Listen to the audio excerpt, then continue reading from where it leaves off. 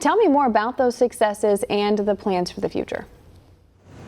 Sure, and the reports at whitehouse.gov, what we've done over the last 4 years is follow these two simple rules of President Trump: buy American and hire American, and the overarching strategy has been made in the USA. And what we discuss in the report are the 5 different ways we go about it.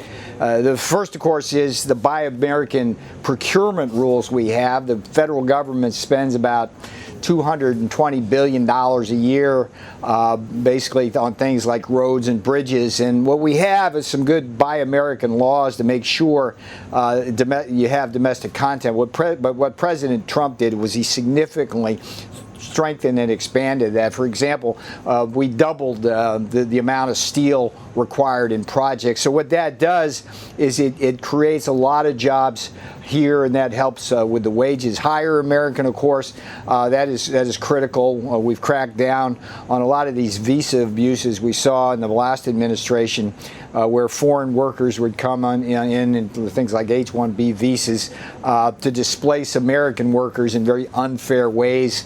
And of course, President Trump has suspended those visas through this pandemic at least till the end of the year.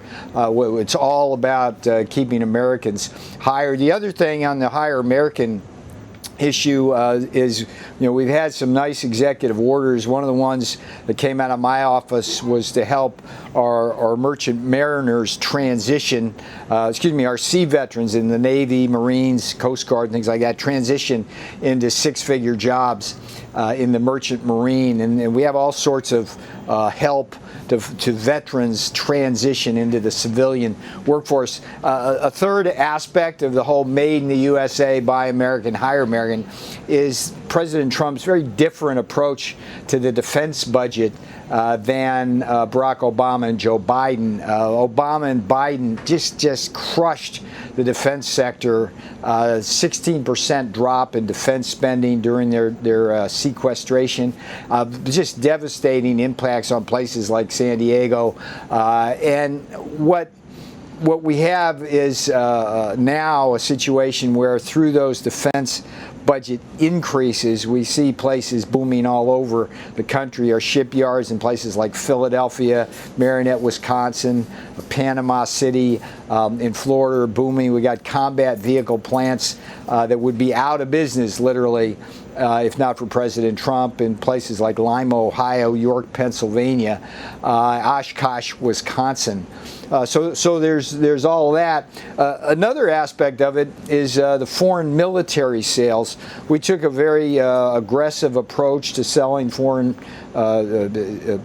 these foreign military sales to our strategic partners and allies. For some reason, Joe Biden, Barack Obama didn't want to do that. But when we do that, it creates a lot of good jobs in America, but it also makes our allies and partners safer. And in many cases, we need fewer American boots on the ground in foreign lands. So that's been a really key thing. And then, of course, the biggie for President Trump is his trade policy, to getting rid of Joe Biden's NAFTA, replacing it with the U.S.-Mexico-Canada agreement. That alone has really been a boon to all 50 states, particularly in Michigan, where USMCA is effectively the Full Employment Act for auto workers for the next 20 years. And then lastly, the Jones Act and shipbuilding, we've had a really strong enforcement on that. So when you think about Buy American, we take a really expansive view of that. What's been really annoying to me is that the plagiarist Joe Biden has been running around this country claiming that he's the Buy American guy, when in fact he voted for NAFTA, which was like made in Mexico. He voted to let China into the World Trade Organization, so that was made in Shanghai.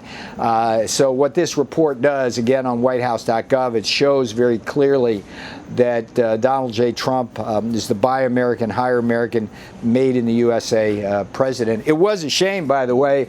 We were going to have our Made in America showcase this week. We do that annually. We had 50 states represented this year, but because of the Chinese Communist Party virus, we had to cancel that. But we're still making it in America. Want to see more videos like this? Click on the link below and subscribe to One America News on YouTube, and call your cable provider and kindly demand that One America News is added to your lineup.